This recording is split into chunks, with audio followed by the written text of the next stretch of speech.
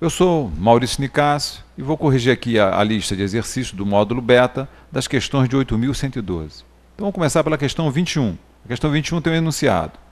Assinale a alternativa incorreta. Letra A. O servidor Proconildo afirmou que as atribuições do cargo podem justificar a exigência de outros requisitos estabelecidos em lei para poder tomar posse. Verdadeiro item, a letra seca da lei. Ela é incorreta, então a alternativa A não atende. B. O servidor Azarildo afirmou que o requisito básico para investidura em cargo público é a nacionalidade brasileira, certo? Então, um dos requisitos, né, isso seria a nacionalidade brasileira.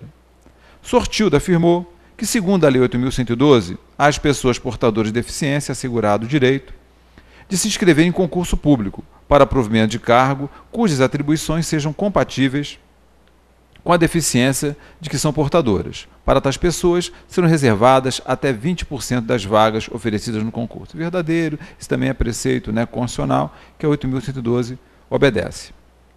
O Guinho, letra D, afirmou que as universidades, instituições de pesquisa científica e tecnológica federais poderão prover seus cargos somente com professores e técnicos estrangeiros, de acordo com as normas e procedimentos desta lei. E aí, o Guinho afirmou que as universidades e instituições de pesquisa científica e tecnológica federais poderão prover seus cargos somente com professores e técnicos estrangeiros, de acordo com as normas e procedimentos desta lei. Está errado, não é isso? Porque elas poderão ter, no caso do brasileiro nato, naturalizado, e o estrangeiro poderá ser professor, pesquisador ou cientista. Então a alternativa dela está o quê? Errada. Letra E. Zezinho afirmou que o provimento de cargos públicos far-se-á mediante ato da autoridade competente de cada poder. Verdadeiro. Então a questão 21, a alternativa errada, é a letra D de dado. Questão 22. Caso o indivíduo tenha tomado posse e não entrar em exercício, o que ocorrerá? Então, da nomeação para a posse são 30 dias, da posse para o exercício 15 dias. Nomeou e não tomou posse, ele é exonerado. Perdão, nomeou e não tomou posse, o ato será tornado sem efeito. E tomou posse e não entrou em exercício, ele é exonerado. Então, a questão 22, né? Se ele tomou posse e não entrou em exercício, ele é exonerado, letra D de dado. Questão 23. Detranildo, servidor público federal, caso venha, né, a ter exercício em outro município, em razão de ter sido removido, redistribuído, requisitado, cedido ou posto em exercício provisório, terá no mínimo de 15 e no máximo 30 dias contados da publicação do ato para retomada do efetivo desempenho das atribuições do cargo, incluído nesse prazo o tempo necessário para o deslocamento para a nova sede. Qual do item abaixo reflete o enunciado acima? Então, o artigo 18 ele diz que quando a pessoa, né, colocada em exercício provisório ou removida, ela tem entre 10 até 30 dias para comparecer na nova sede. Então, o enunciado está errado, né? Ele fala de 15 a 30 dias. Então, a letra A responde a questão. O enunciado está o quê? Errado.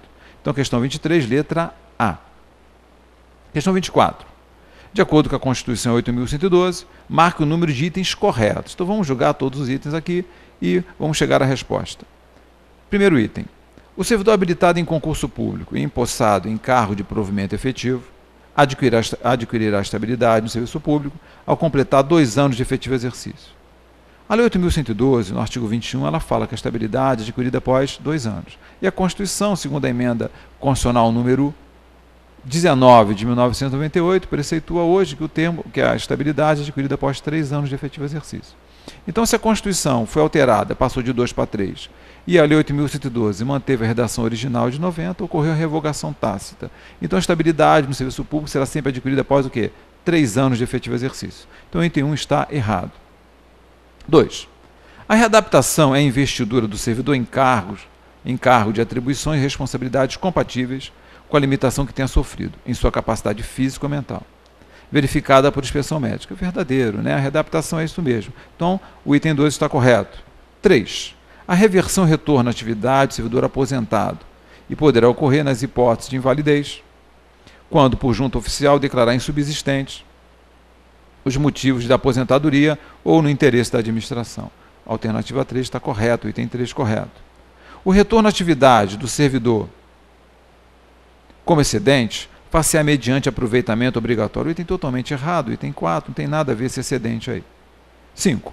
A vacância do cargo público poderá ocorrer da reversão.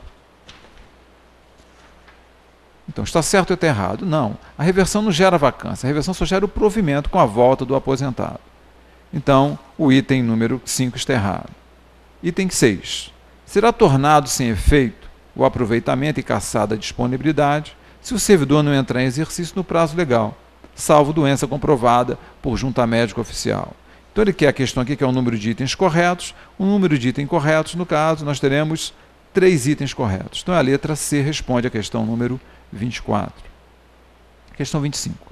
De acordo com a Constituição 8.112, ele quer um número de itens incorretos. A redistribuição é o deslocamento do servidor. Errado. A redistribuição é o deslocamento do cargo. Então a alternativa número 1 já está completamente errada. Vamos para o número 2. A remoção é deslocamento do cargo de provimento efetivo? Não. Remoção é deslocamento do servidor e não do cargo. Então houve praticamente uma troca aqui entre o item 1 e o item 2. Então o item 1 errado, o item 2 também o quê? Errado. Item 3.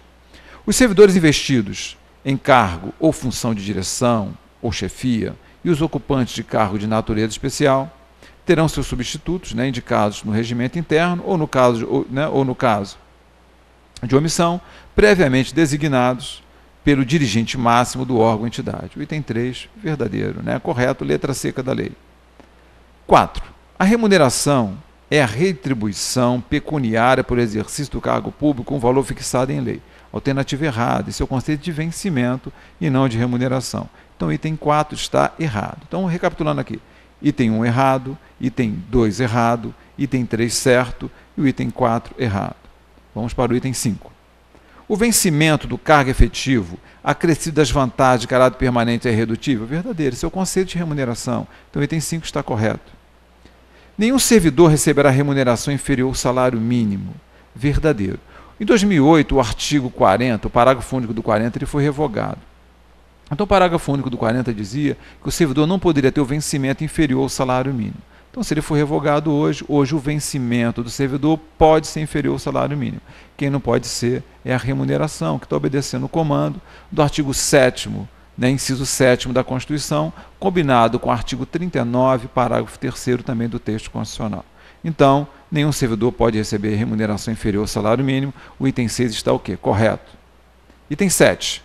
Nenhum servidor receberá vencimento inferior ao salário mínimo. Falso, como eu acabei de falar. O parágrafo único do 40 foi revogado.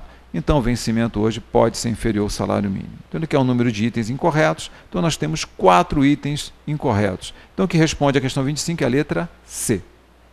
Questão 26 agora, né? É o mesmo tipo de questão da 24 a 25, agora que é o número de itens corretos. Vamos lá para julgar. O servidor em débito com erário, que for demitido, exonerado ou tiver cassado sua aposentadoria ou disponibilidade, terá o prazo de 60 dias para quitar o débito. Verdadeiro. Tá? Letra seca também da lei. As indenizações não se incorporam ao vencimento ou provento para qualquer efeito. Então, das vantagens, né? Lá da GAI, das gratificações adicionais e indenizações, a indenização não pode incorporar o vencimento ou provento de aposentadoria. O vencimento, a remuneração ou provento não serão objeto de arresto, sequestro ou penhora, exceto nos casos de prestação de alimentos resultante de decisão judicial. Verdadeiro, alternativa 3, correta. Constitui indenizações. Então, quais são as indenizações? Ajuda de custo, diárias, transporte e auxílio moradia. Item 4 também está correto. 5.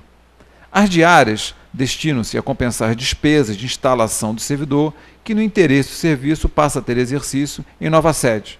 Com mudança de domicílio em caráter permanente? Não. Tá? Eu sempre falo em sala de aula que as diárias, né, a saída da sede em caráter eventual. E ajuda de custo, a saída da sede em caráter permanente. Então está errado aqui o item 5, aqui ele se refere mais à ajuda de custo e não às diárias. Item 6. Conceder-se a ajuda de custo para o servidor, né, que realizar despesas com utilização de meio próprio de locomoção. Opa, está errado, porque ajuda de custo é saída de sede em caráter permanente. A indenização de transporte, tá, é quando ele utiliza meio próprio para locomoção. Então o item 6 também está errado. Item 7. O auxílio moradia consiste no ressarcimento das despesas comprovadamente realizadas pelo servidor com aluguel de moradia ou por meio de hospedagem administrados por empresa hoteleira, no prazo de um mês após a comprovação da despesa pelo servidor. Correto, né? Isso aqui é o artigo 60A ou 60E, ele traz o auxílio moradia. Então, na questão número 25, ele quer o número de itens corretos, são 5 itens corretos, tá? Letra D. 27. Sortildo, personagem nosso em sala de aula, teve, em razão de sua remoção para outro ente federativo, que regularizar seu domicílio eleitoral. Então a questão está tratando aqui das concessões. Então, relembrando o artigo 97, concessão para Doar sangue, 1 dia. Alistamento eleitoral, 2 dias, que é o caso da questão. E casamento e falecimento, 8 dias. Então a questão 27, letra B de bola, 2. Né? No caso, são 2 dias para concessão para alistamento eleitoral. Vamos para a questão 28. A questão 28 gerou um comentário, né, nas turmas de Taguatinga, na Beta, na Méritos 1, né, colega lá, Fabiano, né, indagou, certo? Em face dessa questão aqui. Então, um abraço aí para o Fabiano. Vamos lá. Em relação ao adicional noturno, marque a alternativa correta. Vamos lá, adicional noturno. O valor é de 50%? Não. O valor é de quanto? 25% do valor da hora noturna. A hora é computada a cada 50 minutos e 35 segundos? Não. A hora é computada a cada 52 minutos e 30 segundos. Foi a indagação do Fabiano, né, na hora, no caso, em sala de aula. 2 horas é o número máximo de horas diárias, né, no caso, que o servidor pode fazer no contexto de adicional noturno? Verdadeiro. Então a resposta é a letra C. Já que essa questão também gerou uma certa controvérsia também na Méritos 2 de Taguatinga, então vamos lá comentar todos os itens. Não pode ser acumulado com serviço extraordinário? Falso que ele pode ser acumulado. Os únicos adicionais inacumuláveis são insalubridade e a periculosidade. O horário compreendido para o recebimento do adicional é das 20 horas até as 5? Não. O adicional ele vai ser das 22 até as 5 horas da manhã do dia seguinte. Então a questão 28, né, a alternativa correta é a letra C. 29. Detranildo encontra-se em estágio probatório em uma entidade autárquica federal.